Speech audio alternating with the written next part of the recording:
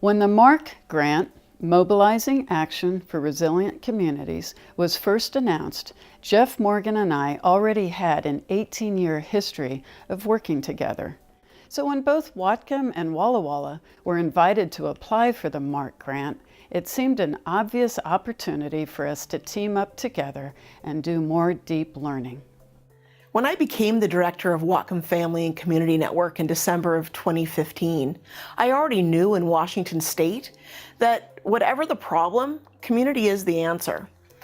Building on the close partnerships between Whatcom, Walla Walla, and the Washington State ACES Public-Private Initiative, the MARC project helped accelerate our resilience building work. When the MARC project started, the Washington team set 4 broad goals: to deepen and expand trauma-informed school practices, to increase ACEs and resilience training capacity, to increase collaborations and networking for more effective action, and to increase use of resilience indicators as a measure of community well-being. These goals built upon the initial community building work of the Washington State Family Policy Council, established in 1994, that supported local community networks to create grassroots solutions to problems facing children and families. The FPC staff, led by Laura Porter, supported the work across the state and learned how communities successfully self-organized. From what she learned, she developed an adaptive community capacity building model. This model describes how local communities come together, reflect on issues that matter, take collective action, and expand leadership to improve outcomes for children and families.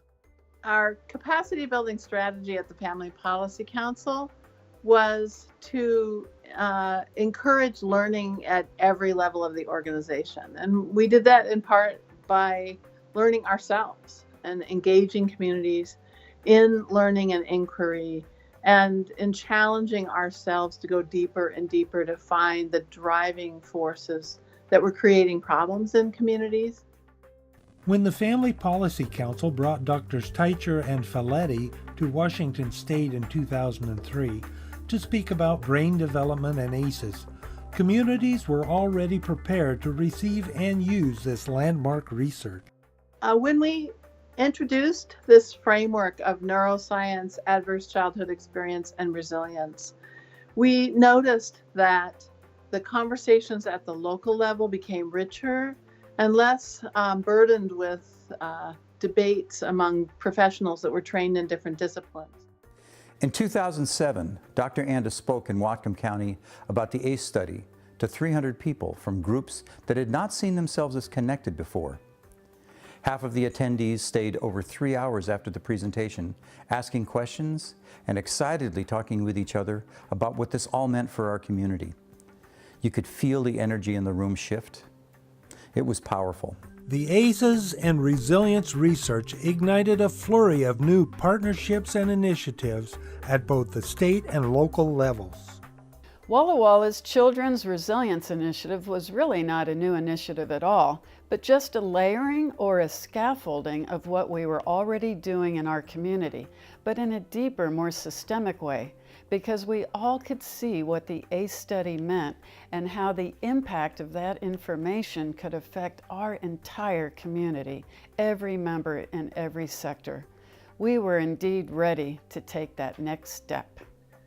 When we started collecting adverse childhood experience data from the adult telephone survey in Washington, we were interested in localizing that information. So we collected 3 consecutive years of data, and that allowed us to tell counties and regions more information about ACE prevalence in their own area.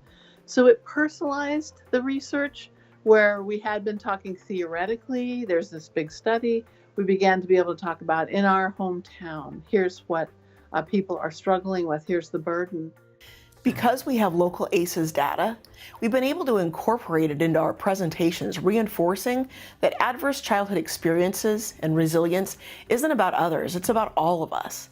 In the past few years, we've shifted from focusing on what we don't want to focusing on what we do want, the resilience factors that increase well-being and reduce risk. Due to the MARC grant, the work has accelerated in our state, and we far exceeded our initial goals and expectations. Over the past 2 years, we have trained 70 facilitators to present the ACEs Resilience Research.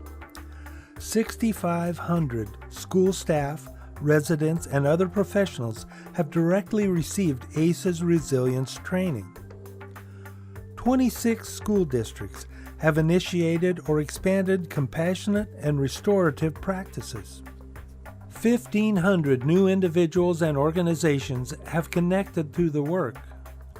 25 local nonprofit and government agencies are now using local data to correlate resilience and risk.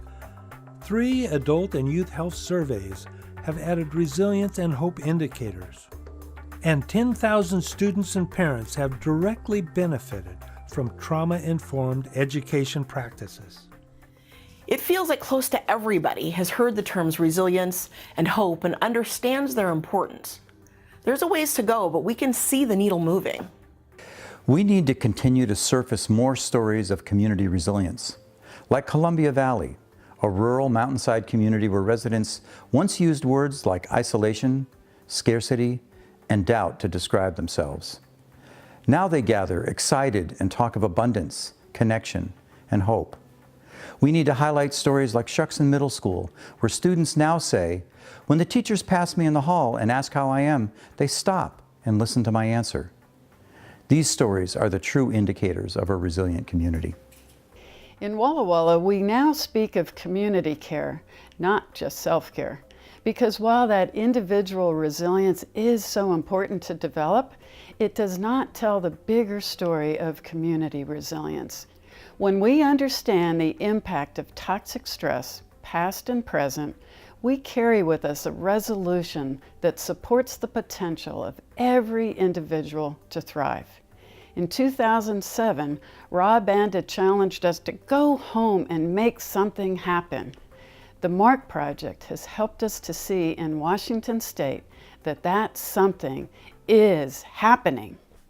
We are building our capacity for the deeper conversations that we must have to create the equitable, resilient communities all children and families need to self-heal, navigate adversity, and flourish.